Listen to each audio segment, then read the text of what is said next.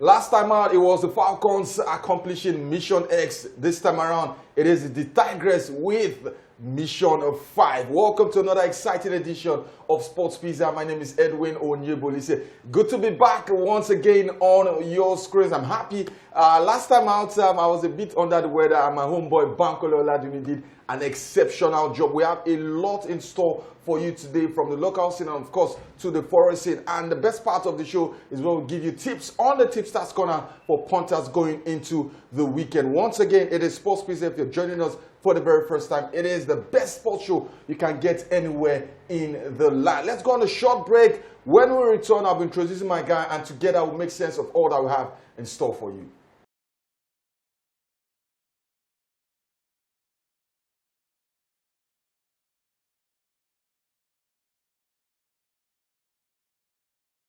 Welcome back. It's Sports Pizza. Edwin in the building alongside Bankole Oladuni. Banky, what's up? How you doing? Edwin, I'm good. How about you? How you doing? I'm doing good. You look fresher than the last time. Yeah, It seems like you're doing better. Yeah, now. I know what happened. Chelsea fans came for me. Aside from Chelsea fans, I think it was also triggered, by the probing that you went through. When we go to play video games, I tend to school you. I don't understand a little bit that it's one of those things. It was not one of those things. It's one of those things. You have your time in the sun. Enjoy it.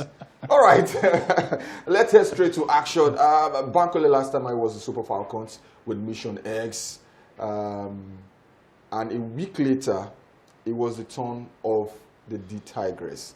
They didn't have a theme like the Falcons, but I call it Mission 5 because it was their 5th consecutive Afrobasketball championship title, 7th overall. Why have the ladies gotten good success in the last couple of years compared to their male counterpart? It feels like women's sports is the one shining the spotlight on the country. Yeah, and I've thought about it, and I have a theory. Okay, it might be a bit hyperbolic, but I have a theory. Okay. So first of all, I think male sports is more competitive than female sports. And you look at the Super Falcons and also the Tigress, they have one common denominator: foreign players or foreign-based players coming in, not just Nigerian, American players or foreign players who have Nigerian heritage coming into the team. The Tigress is filled up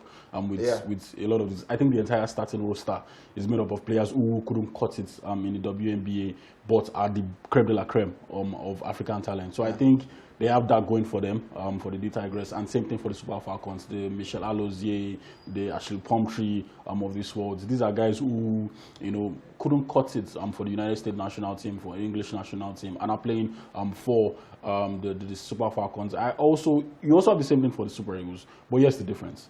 Male sports is much more competitive, and there is a larger pool of talent for other countries comparison to female sports. In basketball, how many Senegalese are you seeing going abroad? And we have the advantage for the numbers. We have a huge amount of immigration, going into other countries, the Australias of this world, the America of this world, Canada of this world. So you have Nigerian heritage players who are Canadian-born, American-born, who couldn't cut it at that level in the USA, who couldn't cut it at that level, coming back home and are the top of the bin in Africa. So I think that's the difference, or that's our advantage. That's our huge advantage. Yeah. Share number in immigration, share number in talent. I'm thinking of a much more respectful word. The best of the worst. That's like the best way I can put it. The best of the worst abroad, coming in here and dominating Africa. I mean, we've been undefeated in 10 years in basketball, in the Afrobasketball championship. So I think it's also the same thing with Super Falcons. And with the Super Falcons, you can see how the gap is clearly closing, because other teams are also buying into that idea. Other teams are also investing in their sport. Other teams are also investing in their talents. But you can't say the same thing for basketball. The only team who is somewhat on the same par with the Tigress is Senegal, and Senegal are also the best basketball team on the male side. Yeah. So I think that's my theory. It is an unfair advantage, but it is down to nature. It is more of nature giving us the super hand over other African countries in both football and basketball. Don't you think this is a failing of the sports development in Nigeria, that we have to resort to foreign pros to bail us out at major competitions? Because, again, you look at the numbers we have, 200 million Nigerians. If you have to resort to naturalizing foreign players to represent you, then it means there's something wrong somewhere. It means that the channel or the conduit that is supposed to funnel out talent is blocked. Yeah, like I said, nature has given us an upper hand, and we have failed to do our own side of nurturing. We have failed to put in proper measures in place, to channel talents into both the Super Falcons and also the D Tigers. For example, I like to use this example, and I said it last week. Azizat Oshoala, Desire Paranozi, both played in the final of the Under-20 World Cup. And that same year, they went on to win the WAFCON with the Super Falcons. Can we say the same thing in 2025? We don't have anybody, from the Under-20 teams, from the Flamingos teams, from the Under-17 teams, making that transition into the Super Falcons. You can say the same thing for the D Tigers. Yeah. I mean, I don't think we've even heard of the last time, we had an underage team in female basketball or any underage competition in female basketball, aside from, other private entities, creating competition for basketball. I don't think we have any, from the basketball federation. I get the politics of it. For a long time, we had two factions in the Basketball Federation. For a long time, we had a back and forth with FIBA about the situation of the Basketball Federation. So I think we have hampered ourselves a lot. We have intentionally failed, to progress, from the gift nature has given us. Like you said, we have 200 million in numbers, and it's not just sheer numbers, it's numbers with talents. I think if we are intentional about any sport, cricket, football, basketball would absolutely dominate or at least be competitive, and we have failed, to do that. Finally, is this sustainable? Yeah, I think so. I think it is sustainable. Banking on? Yeah, I think it is. I think it is. Especially when you consider, like I said, the competition in female basketball is not the same thing as male basketball. You look at our numbers. I always like to go back to our numbers. The same way we have huge numbers, there's the same way we have huge number of people immigrating out of the country or emigrating out of the country. You have a lot of people getting out of the country on a daily basis. So if all of this continues to happen, you continue to have foreign-based players who would look back at Nigeria if they can't cut it. Yes, if they can't cut it, they get to that level. In Canada, we are outsourcing, nurturing to these guys and hoping that, these people that we are giving out there are not good enough for them, and they'll come back to us and absolutely dominate Africa. So I think it is sustainable within Africa. But if we're looking to go beyond Africa, then it's never going to happen. All right, a very interesting conversation here. What do you think? You can join in on the conversation. Social media handles are showing on your screen. Leave a comment and let us know what you think. At this point, we'll go on a short break. When we return, we're going straight to European football. The Community Shield in England comes up this weekend. Crystal Palace versus Liverpool, the curtain raiser for the 2025-2026 English Premier League season.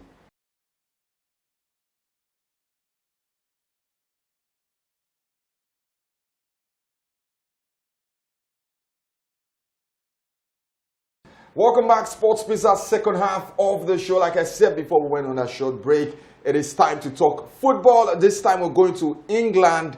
Crystal Palace, winners of the FA Cup. Liverpool, winners of the English Premier League title 2024-2025. Both teams will clash. The most commercial or the most commercialized football league, if you put it that way. You have the English Premier League everywhere across the world, and they have this ability of selling their football. They have this ability of putting it in your faces, and that's what we've seen over the years. That's how they've surpassed the likes of the La Liga, the Italian Serie A. Is the marketability of the league, and I don't think anybody can be less excited about the upcoming season right there in England. All right, for the very first time. Maybe not the first time, but the world will get to see a glimpse of Liverpool's new arrivals. Frimpong, Ekitike, Bates, Kekes. Do you think Liverpool have laid down the marker with this acquisition? This is a team that won the league at the counter, added these 4 solid, talented players to the side. Is that a warning to the rest of England that, hey, guys, we're here to stay?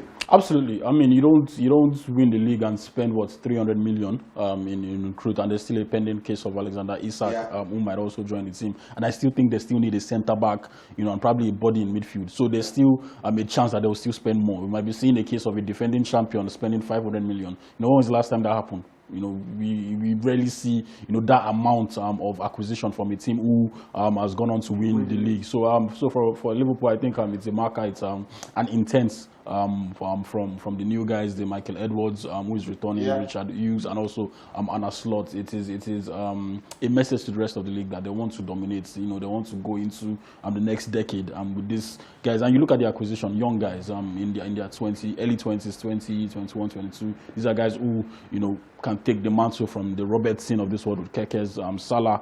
You have Jeremy Frimpong who will be deputizing, Igwe Kitike who will be up front. Florian Wirtz also looks like he's going to be the poster boy if Salah contract expires. So I think they are building a core of young players, young quality players who can go on to be the best players in their position for a very long time. And if you have a bunch of players who are regarded as the best players in their position, you tend to dominate. Don't you think sometimes too many changes could disrupt the rhythm and synergy in the team? Adding 4 new players to the starting lineup. Sometimes if you listen to these OG managers, they'll tell you you make those changes systematically and gradually. Do you think the Liverpool risk losing that identity, that uniqueness they had last season? I don't think so. I don't think so. Because I don't think, aside from Florian Wirtz, I don't think either of these guys are nailed on starters. I don't think they'll be getting consistent minutes all through the season. And the Robertson, I'm still going to be playing left back. I still think you have Conor Bradley who would be competing with Jeremy Frimpong as the right back. Jeremy Frimpong also will be competing with Mo Salah as a right winger, and we all know how that's going to be. I think Igwe Kitike also, if Alexander Isak comes in, you'll be having 2 centre forwards. Cody Gakpo can also put in a shift in that role, and there's still a certain Avi Elliott who has not left the club yet. But so I think of all of the acquisition, I don't see any of them, like I said, aside from Florian Wirtz, who will be getting consistent minutes. They all have ample competition from the whole guard, and you still have Virgil van Dijk and Mo Salah. These are the biggest leaders in the club. Their contract extension was very, very important heading into this upcoming season. So I think it's very important that they did that. And you have leaders. It's not like Chelsea, where you have core of young players all through your starting 11. They're all young players. I think the most experienced is Tosin Adarabioyo and Christopher Nkunku, who might also be leaving. So, but on like Liverpool, you have Andy Robertson, Alisson is still going to be number 1, regardless of what Mamadashvili exploits might have been in Spain. So I think they still have a core of that team, not just from last season, but also from Klopp's era at the club. So I think they're in good hands. Let's do a bit of Crystal Palace. They were party poopers in the FA Cup final, where they defeated Manchester City, deservedly so.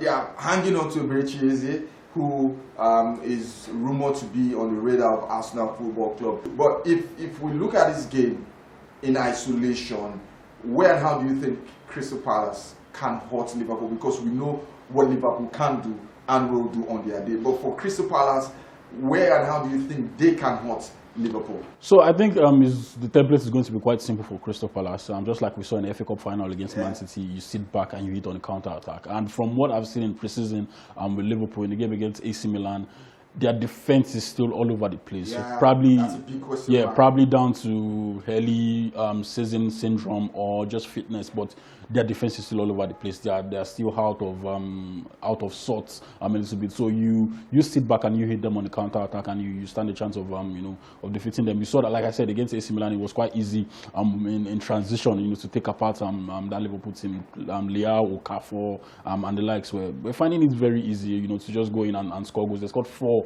against Liverpool. So I think if Crystal Palace, if Eze starts in that game, you have likes of Mateta. These are guys who were one of the best players, in counter-attacking, in transitions, last season. So if they can carry that same template on the FA Cup final into the Community Shield, they stand a chance of defeating Liverpool. All right, Isaac keenly expecting that spectacle at Wembley, Crystal Palace versus Liverpool Community Shield.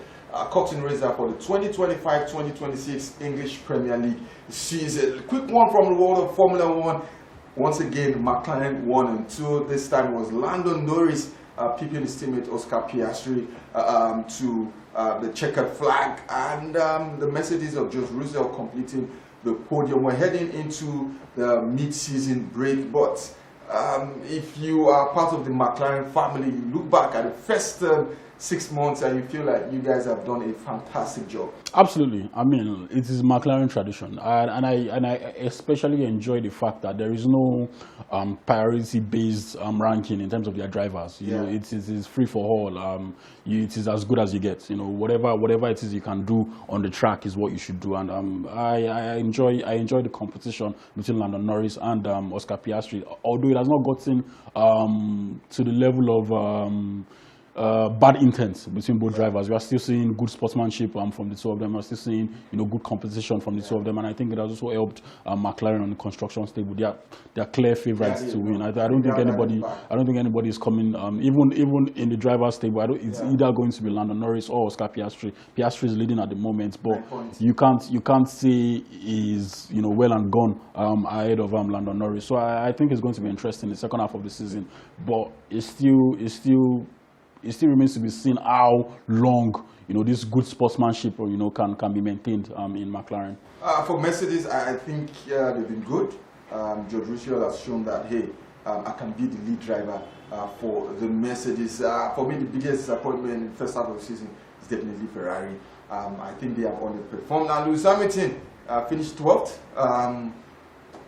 A disappointing one again, but let's hope that the second half of the season will bring good tidings for the Ferrari. Before we do another break, start one, bench one, sell one. This time is goalkeepers edition. Ike Casillas, Gianluigi Buffon, Manuel Neuer. Okay, so my bias would have to come out here, and I don't necessarily even think it's bias. I think of all time, there are only few goalkeepers that you can rate ahead of Buffon. The only few goalkeepers that, in terms of sheer reflexes, in terms of, you know, sheer ability, you know, off the top of my head, none. None.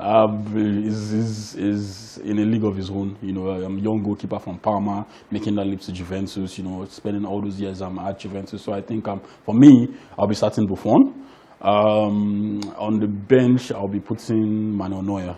I'll be putting Manuel Neuer on the bench. I think he was a pioneer to whatever it is that we're seeing. Even though I feel like a lot of goalkeepers were still regarded as good on their feet, but it was not emphasized as it is now. But Manuel Neuer was one of the very first goalkeepers who made it trendy, you know, to be passing from the back goalkeeper. So I think Manuel Neuer and Ike Casillas would be my third.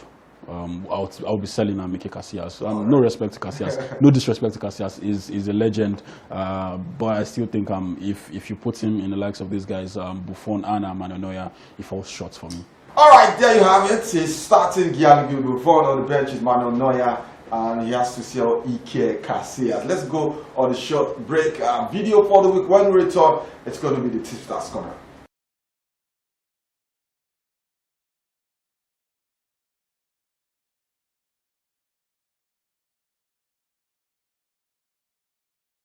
I'm sure you enjoyed the highlights, the Tigers in high heavens, Mission 5 like I called it, their 5th consecutive Afrobasketball championship title. What a way to not just silence the rest of Africa, but also remind the Nigerians that we are the top of the hierarchy. Bankole, straight up to the Tipsters Corner. We have the Community Shield as our featured game. Crystal Palace versus Liverpool. What are we expecting? Goals, corner kicks, yellow cards? Is it a win? Either both teams to score late bet? I don't think we'll be seeing goals. I don't think we'll be seeing goals. I think it's going to be a keenly contested game. I think both teams are still trying to get up to speed with the season. So it's basically a pre-season also for both teams that comes with a Community Shield. But I think Probably an under 4.5. Anybody win an under 4.5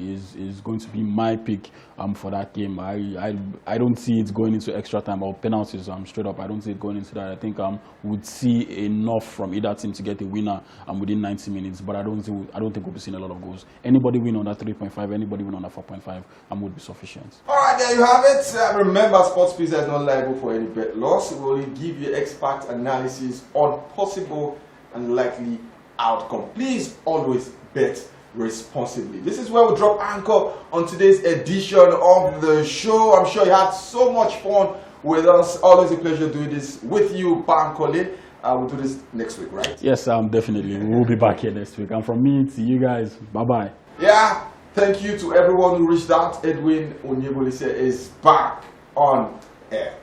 All right, so we'll see you same time next week. Do have a fantastic sporting weekend. My name is Edwin. Au revoir.